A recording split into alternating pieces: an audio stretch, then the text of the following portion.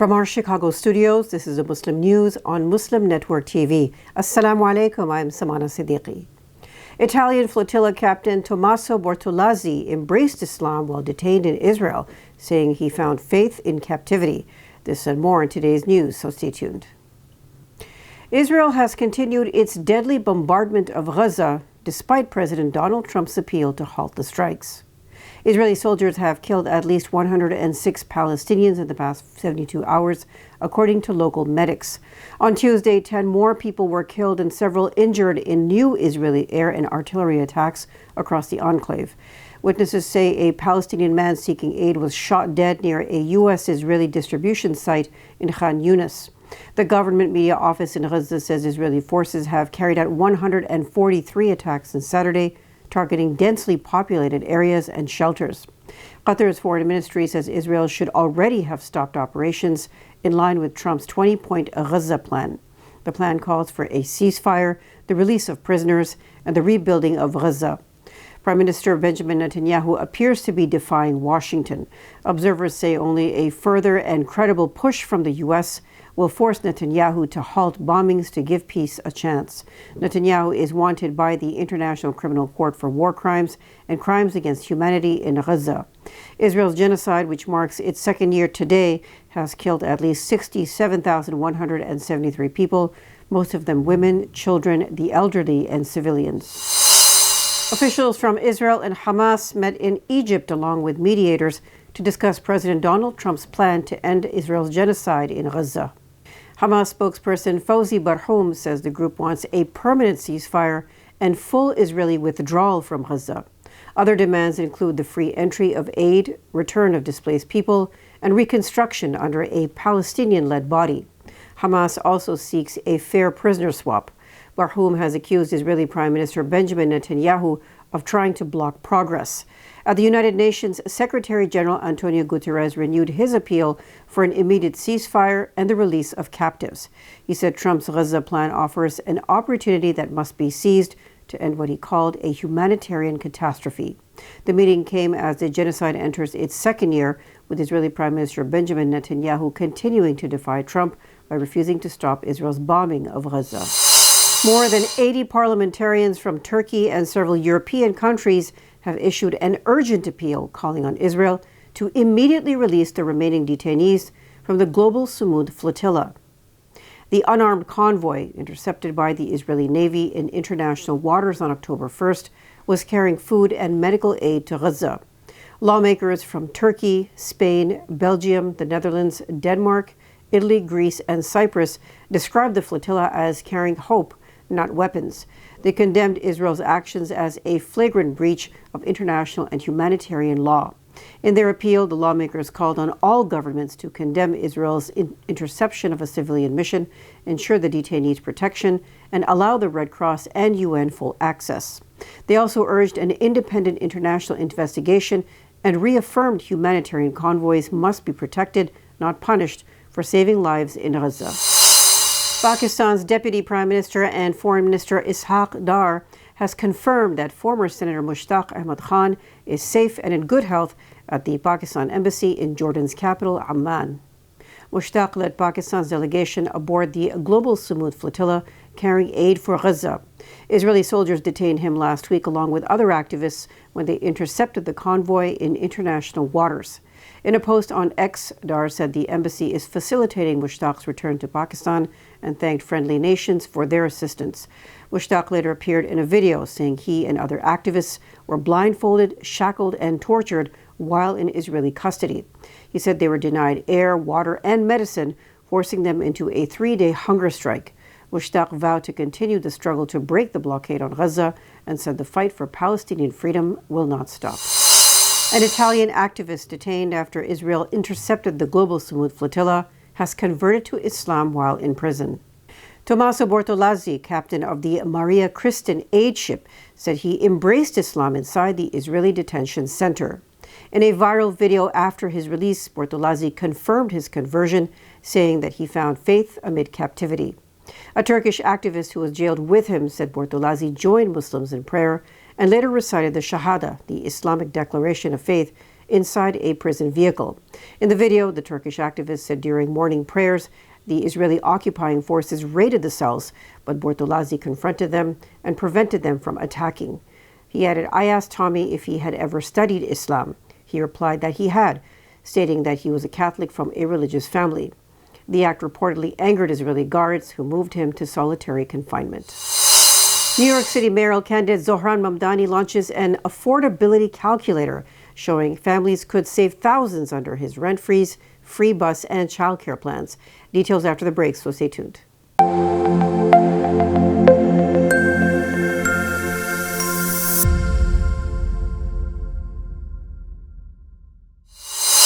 New York City's Democratic mayoral candidate Zohran Mamdani has unveiled an affordability calculator to show New Yorkers how much they could save if his campaign pledges become policy. The online tool lets users enter details such as rent, bus usage, and number of children under the age of 5. It then estimates savings under 3 of Mamdani's key promises: a rent freeze on rent-stabilized apartments, fare-free buses, and universal childcare. According to the calculator, a family with 2 young children who takes the bus 10 times a week could save nearly $46,000 a year under the Mamdani administration. He said these are the figures that add up in the lives of New Yorkers. Mamdani claims his plans could save residents a combined $8 billion. He says the programs would be funded by a 2% tax increase on New Yorkers earning more than $1 million annually. A major backlash has hit top U.S. comedians performing at the Riyadh Comedy Festival in Saudi Arabia. The 2-week event, which began on September 26, features more than 50 international acts, including Dave Chappelle, Kevin Hart, and Bill Burr. Human rights groups condemn the timing, which coincides with the anniversary of journalist Jamal Khashoggi's murder by Saudi government agents in 2018. Human Rights Watch urged performers to call for the release of detained Saudi activists and journalists. Comedian David Cross said he was disgusted and deeply disappointed that fellow comedians would perform in what he called the most oppressive regime on earth. Others like Nimesh Patel and Shane Gillis declined to join due to contracts banning criticism of the government. Some, however, defended their decision. Pete Davidson said it was mainly about logistics and the chance to perform in a new market. Observers say the controversy has reignited debate over ethics and entertainment. The Senate has rejected a Republican stopgap funding bill aimed at ending the government shutdown. The vote was 52 to 42, failing to reach the required threshold. Democrats Catherine Cortez Masto and John Fetterman, as well as independent Angus King, backed the measure. Republican Senator Rand Paul voted against. Earlier, senators also rejected a Democratic proposal to keep the government open. The shutdown has now stretched into its 6th day. President Donald Trump said he was happy to work with Democrats on health care, but insisted the government must reopen first. On Truth Social, he accused Democrats of shutting down the government during a strong economy. Speaking to Newsmax later, Trump said there was progress, but blamed Democrats for the impasse, calling them controlled by the radical left. The deadlock has disrupted federal programs and services nationwide. Gold prices have hit an all-time high as the U.S. government shutdown rattled investors and fueled expectations of more Federal Reserve rate cuts. The precious metal climbed more than 1.1% to over $3,945 an ounce, the highest recorded, before easing slightly to approximately $3,926. The shutdown, now in its 6th day, has disrupted federal services and delayed key economic data, deepening uncertainty about the world's largest economy. Analysts say the combination of political instability, weak inflation figures, and rising unemployment has strengthened bets the Fed will cut rates again in October and December. President Donald Trump's push for lower rates last week led to a 25 basis point cut. Gold has surged more than 48% over the past year, driven by central bank demand, geopolitical tensions, and global economic fears. Israeli settlers stormed the Al-Aqsa Mosque compound in occupied East Jerusalem on Tuesday to mark the Jewish holiday of Sukkot. Witnesses said groups entered the site under Israeli police protection, sparking anger among Palestinian worshippers. Al-Aqsa is Islam's 3rd holiest site. Jews refer to the area as the Temple Mount, believed to be where 2 ancient temples once stood. Israel captured East Jerusalem, including Al-Aqsa, during the 1967 Israeli-Arab War and later annexed it, a move never recognized internationally. Indian authorities have demolished 2 mosques in northern Uttar Pradesh state within a week, triggering outrage among Muslims. The latest demolition took place in Sambhal district, where a mosque and a large wedding hall were bulldozed under heavy police security. Officials claim the buildings were illegal constructions on government land. But locals say the mosque and hall were community funded and built on land long used by villagers. Police used drones to monitor the demolition and ordered residents to stay indoors. Another mosque was demolished in similar circumstances in Chandusi village in June.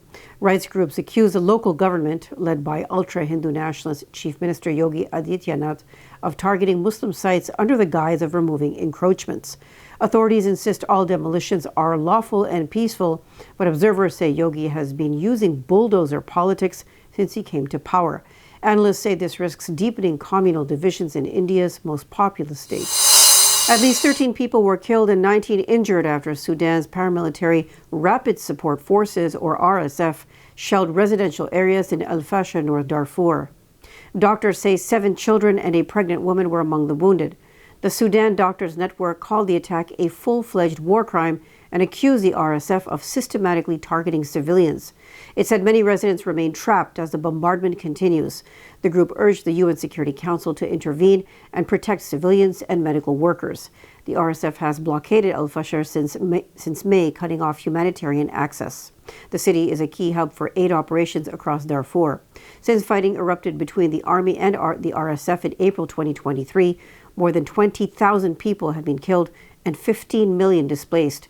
A recent study by U.S. universities puts the death toll closer to 130,000. That's all from our Chicago studios tonight. Thank you for watching Muslim News. We are a community channel dedicated to bringing you stories you can trust. Please like, share, and subscribe to our content. You can also comment to let us know what you think of our coverage. Please donate now by visiting muslimnetwork.tv/donate. For more content, keep watching Muslim Network TV. Salam.